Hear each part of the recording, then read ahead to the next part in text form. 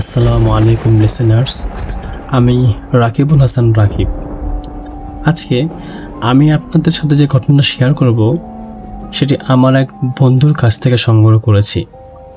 Mainly আমার বন্ধুর বড় বোনের সাথে এই ঘটনা ঘটেছিল। তখন সময় ছিল আনুমানিক 1990 বা 1995 সালের দিকের।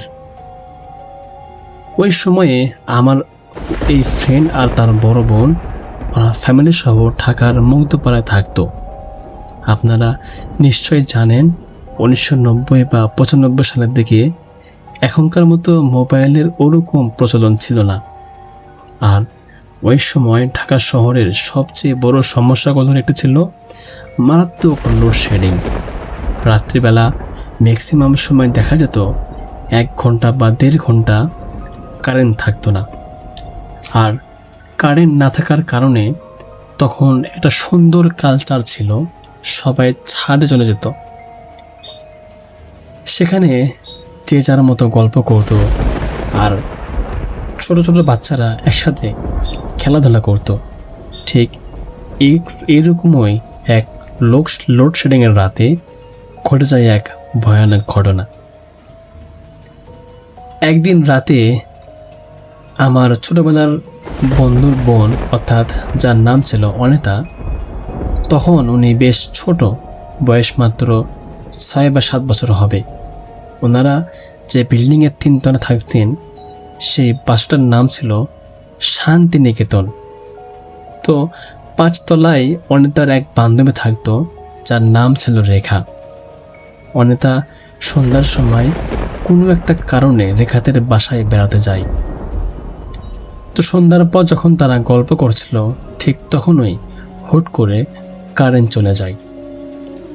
কারেন্ট চলে যাওয়ার পর অনিতা আর তার বান্ধবী রেখাকে বলে, রেখা, কারেন্ট চলে গেছে, চলো আমরা ছাদে যাই, একটু পর অন্য সব বাচ্চারাও আসবে, আমরা সবাই মিলে একসাথে খেলাধুলা করব। তখন রেখা বলল, তুই একটু দাঁড়া, আমি ওয়াশরুম থেকে আসছি, তুই একটু ওয়েট কর। তখন অনিতা বলল, ছাদে তো অনেক ধরনের খেলাধুলা হয়, আমি বরং আগে গিয়ে আমাদের খেলার জায়গাটা দখল করে থাকি, যেন আমরা কোনো জায়গায় খেলবো, তুই জলদি চলে আয়। এই বলে অনিতা একাই ছাদে চলে যায়। কিন্তু অনিতা ছাদে পৌঁছানোর কিছুক্ষণ পরেই হুট করে কারেন্ট চলে আসে। যখন ইলেকট্রিসিটি চলে এলো তখন অনিতা ভাবলো রেখা তো আর ছাদে আসবে না, তাই সে ছাদ থেকে নেমে যাওয়ার জন্য সিঁড়ির দিকে এগোয়। ঠিক ওই সময় হুট করে সে শুনতে পায় সিঁড়ির পাশে খুব নিচু স্বরে ছোট বাচ্চাদের কথাবার্তা বলার শব্দ আসছে। ছোট মানুষ স্বভাবসুলভ কিউরিওসিটির কারণে সে ওই শব্দ লক্ষ্য করে একটু এগিয়ে যায় দেখার জন্য যে ওখানে কে আছে। পাশে গিয়ে সে দেখে সেখানে 3টা ছোট বাচ্চা দাঁড়িয়ে নিজেদের মধ্যে ফিসফিস করে কথা বলছে। তখন অনিতা ওদের জিজ্ঞাসা করে, তোমরা এখানে কি করছো? তোমাদের তো আগে কখনো এই বিল্ডিংয়ে দেখিনি, তোমরা কি এখানে নতুন আসছো? তখন বাচ্চাগুলো বলে, হ্যাঁ, আমরা এখানে নতুন আসছি, আমরা এখন খেলবো, তুমি কি আমাদের সাথে খেলবে? আমরা এখন কানামাছি খেলবো। তখন অনিতা অনেক ছোট হওয়ায় ভাবলো ঠিক আছে, ওদের সাথে একটু খেলাধুলা করেই নিচে বাসায় চলে যাব। তো ওরা সবাই মিলে প্ল্যান করলো যে কানামাছি খেলবে। বাচ্চাগুলো অনিতাকে বলল, তুমি চোখ বন্ধ করে 1 থেকে 10 পর্যন্ত গণো, আমরা এর মধ্যে লুকিয়ে পড়ব, তারপর যখন আমরা টুকি দেব তখন তুমি চোখ খুলে আমাদের খুঁজবে। অনিতা নিয়ম মতো চোখ বন্ধ করে 1 থেকে 10 পর্যন্ত গোনা শেষ করলো। ঠিক তখনই হুট করে একটা শব্দ হলো, টুকি। কিন্তু অদ্ভুত বিষয় হলো যে কণ্ঠটা থেকে টুকি শব্দ এলো, অনিতা স্পষ্ট বুঝতে পারল সে ভয়েসটা অনেক মোটা এবং ভারী, কোনো বাচ্চার নয়, বরং একজন প্রাপ্ত বয়স্ক মানুষের কণ্ঠের মতো। ছোট মানুষ হলেও অনিতা কিছুটা ভয় পেয়ে মাথা ঘুরিয়ে তাকায়। আর তাকানো মাত্রই সে যা দেখে তা ছিল এক পরম আতঙ্ক।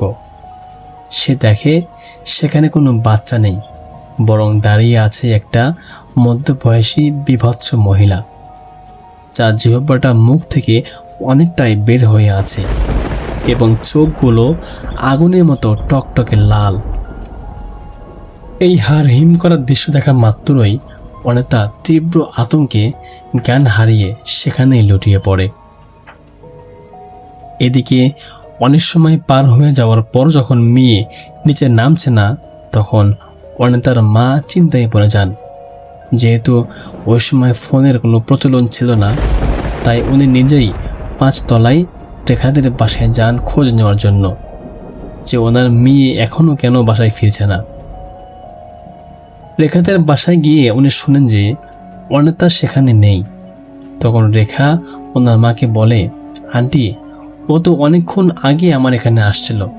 যখন কারেন্ট চলে যায় তখন ও আমাকে বলল ও ছাদে যাচ্ছে। পরে যখন কারেন্ট চলে গেল আমি আর ছাদে যাইনি। আমি ভেবেছিলাম মনে হয় ছাদ থেকে ডিরেক্ট সে নিচে আপনাদের বাসে চলে গেছে। কথাটি শোনার পর অনিতার মা এবং আরও 3-4 জন মানুষ মিলে দ্রুত ছাদে যান। ছাদে গিয়ে তারা দেখেন অনিতা সেখানে সম্পূর্ণ অচেতন অবস্থায় মাটিতে পড়ে আছে। এরপর তারা দ্রুত তাকে কোলে করে নিয়ে বাসায় নিয়ে আসেন। বাসায় নিয়ে আসার পর অনেক চেষ্টার পর যখন অনিতার জ্ঞান ফেরে, তখন সে প্রচণ্ড ভয় পেয়ে কাঁদতে কাঁদতে বাড়ির সবাইকে খুলে বলে যে ছাদে আসলে সে কি দেখেছিল এবং কিভাবে কানামাছি খেলতে গিয়ে ওই ভয়ানক রূপের মহিলাকে দেখেছে। কিন্তু বাড়ির বড়রা তখন বিষয়টাকে খুব একটা মাথায় নেননি। তারা ভাবলেন ছোট মানুষ অন্ধকারে হয়তো উল্টা পাল্টা কিছু থেকে ভয় পেয়ে গেছে। কিন্তু এর কিছুদিন পরেই ঘটে গেল আসল ভয়ঙ্কর ঘটনা। একদিন রাতে অনিতা আর তার মা দুজনে ঘরে ঘুমিয়েছিলেন। মাঝরাতে হুট করেই অনিতার মায়ের ঘুম ভেঙে যায়। ঘুম ভেঙে উনি নিজের চোখের সামনে যা দেখলেন তা কোনো সাধারণ মানুষের পক্ষে সহ্য করা সম্ভব নয়। উনি দেখলেন ওনার ছোট মেয়ে অনিতা বিছানা থেকে শূন্যে ভেসে আছে। মোটামুটি ওনার থেকে 3-4 হাত ওপরে ভাসমান অবস্থায় শুয়ে আছে। আর অনিতার ঠিক বাম পাশে দাঁড়িয়ে আছে সে 3টা ছোট বাচ্চা এবং সাথে সে ভয়ানক চেহারার মধ্যবয়সী মহিলাটি। তখন বাচ্চাগুলো ওই মহিলাটিকে ইশারা করে বলতেছে, মা দেখো, আমরা এই বাচ্চাটার সাথেই খেলবো। আর ওই ডাইনিরূপী মহিলাটি তখন অনিতার মায়ের দিকে তাকিয়ে এক কর্কশ গলায় বলল, তোর এই বাচ্চাটাকে আমার লাগবে, তোর বাচ্চার সাথে আমার বাচ্চারা খেলাধুলা করবে। নিজের কলেজার টুকরোকে শূন্যে ভাসতে দেখে এবং এই ভয়ানক দৃশ্য দেখে অনিতার মা তীব্র আতঙ্কে জান প্রাণ দিয়ে জোরে একটা চিৎকার দেন। ওনার চিৎকার আওয়াজে হওয়া মাত্রই অলৌকিকভাবে সে 4টা মায়া বা আত্মা চোখের পলকে হাওয়া হয়ে যায় এবং শূন্যে ভাসতে থাকা ছোট্ট অনিকা হুট করে বিছানায় আছড়ে পড়ে। কিন্তু আশ্চর্যের বিষয় হলো অনিতা ঘুমের ঘোরে ছিল, সে কিছুই বলতে পারেনি এবং এভাবে উপর থেকে পড়ার পরও সে শরীরে কোনো ব্যথা বা আঘাত পায়নি। এই ঘটনার পর শান্তিনিকেতন অ্যাপার্টমেন্টে এবং পুরো এলাকায় চরম আতঙ্ক ছড়িয়ে পড়ে। চারদিকে রটে যায় যে এই বিল্ডিংয়ে কোনো অপশক্তির ছায়া আছে। ঠিক ওই সময়ে বিল্ডিংয়ের পুরনো এক দারোয়ান হুট করে একটা কথা ফাঁস করে দেয়। সে বলে,